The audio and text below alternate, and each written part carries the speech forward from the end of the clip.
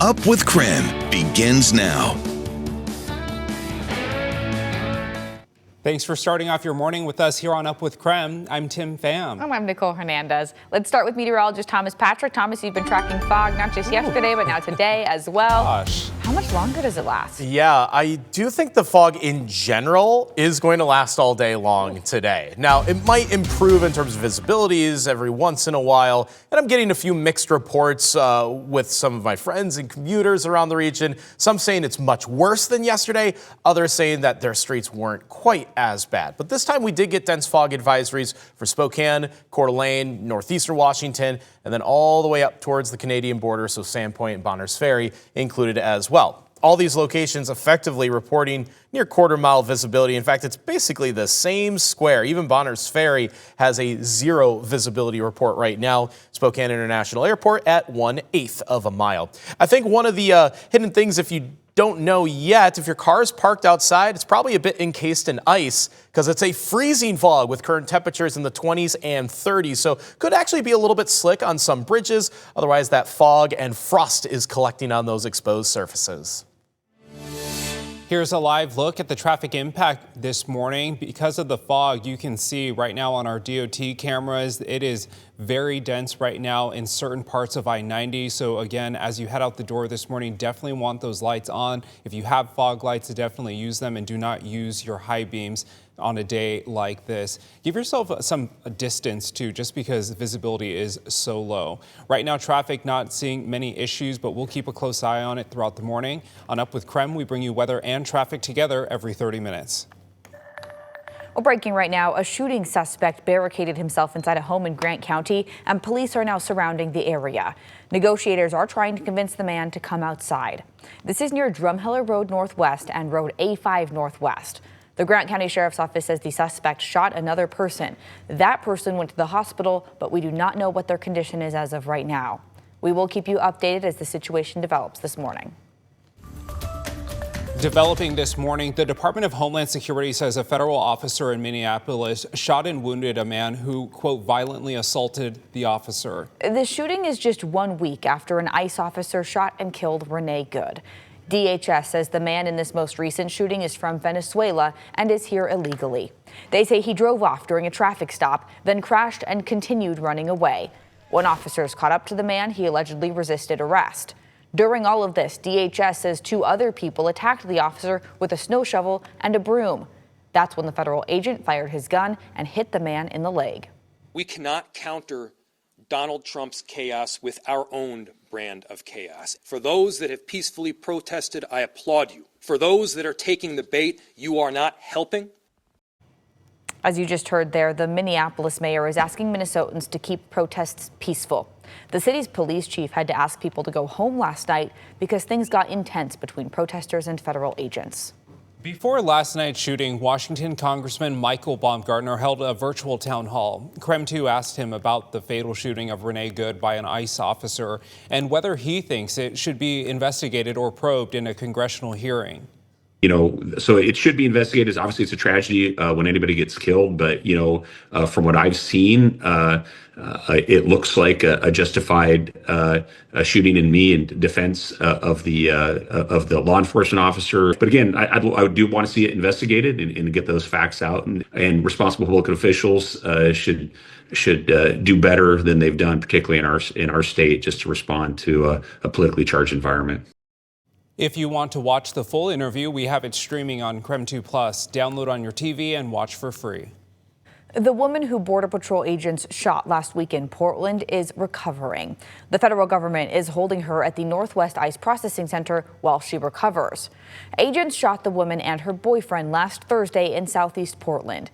DHS says they were wanted for alleged immigration violation, were suspected of having ties to a prostitution ring, a separate Portland shooting, and a Venezuelan gang. DHS says the agents fired because the driver weaponized their car. After that shooting, there were several protests in Portland and Seattle. The Portland police chief actually got emotional while talking to the Latino community last week. He said any alleged gang affiliation does not justify a shooting.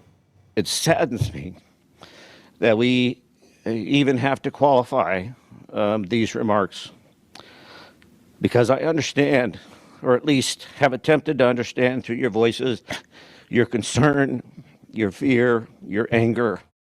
The woman in this situation is not facing any criminal charges. Meanwhile, yesterday, a federal grand jury indicted the man she was with. He faces multiple charges, including aggravated assault of a federal officer. He pleaded not guilty. Today is the last day to apply for health and dental care with state and federal savings. Coverage would start on February 1st. The Washington Health Benefit Exchange says while fewer people qualify for federal tax credits nationwide, actions made by the state protected many customers from rapidly increasing health premiums. You can shop for a health care plan at the link at the bottom of your screen. The Health Plan Finder's customer support will also have extended hours today from 7:30 a.m. until midnight. The application for Idaho's new parental choice tax credit is now officially open. Lawmakers approved the program last year. It sets about $50 million of state funds aside to help families who aren't using the public school system with education costs. Eligible families can get up to $5,000 per child or $7,500 for a student with a disability. Now, the Idaho Education Association sued to block the program. They say it violates the state constitution by using public taxpayer funds to benefit private education. The Idaho Supreme Court will hear arguments in this case next week. Well, Scrap says they will have to delay their reopening because 5 more dogs now have parvo. The shelter says the dogs are doing well and getting treatment. Since December, they have had 10 cases of parvo. Scrap says if they have no more new cases in the next 2 weeks, then the kennel will be able to reopen. They are asking people not to bring in any of their pets unless it's an absolute emergency. Meantime, new this morning, Spokanimal says the dogs that have been sick at their shelter are recovering and improving. They say the dogs are jumping and playing. Spokanimal says the puppies that are sick are eating.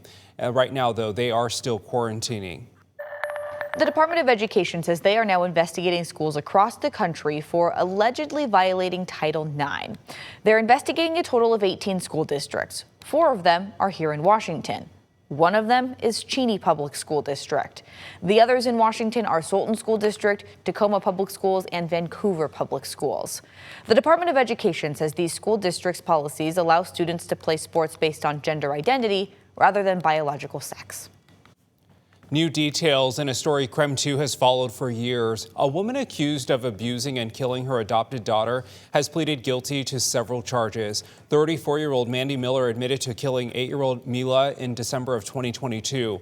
She and her boyfriend were arrested in South Dakota after driving the girl's body around in a U-Haul trailer. Miller pled guilty to 4 counts, including homicide by abuse, assault, and unlawful imprisonment. 3 of the 4 charges come with a domestic violence enhancement, meaning she will face a stiffer sentence. Her boyfriend already took a plea deal. Miller is set to be sentenced on February 6th. Back to another check of our weather forecast where we are seeing plenty of fog in the region, and we are keeping tabs on that almost minute by minute here. Doesn't look quite as bad for downtown Coeur d'Alene on that camera image, but Spokane International Airport now has 1/8 of a mile visibility. It's about 600 feet. And on my commute to work, I think it was even less than that. I was calling it about 200 to 300 feet at most. Plus, it's quite cold with current temperatures in the 20s to around 30 degrees. And that dense fog is likely going to stick around most of the day, possibly through the afternoon, just as it did yesterday. Today, the National RV Show is back in town. It all kicks off in a matter of hours. KREM 2's Brandon T. Jones is live from the Spokane Convention Center this morning. And Brandon, you said he's asleep. Wake up, He is Brandon. that relaxed.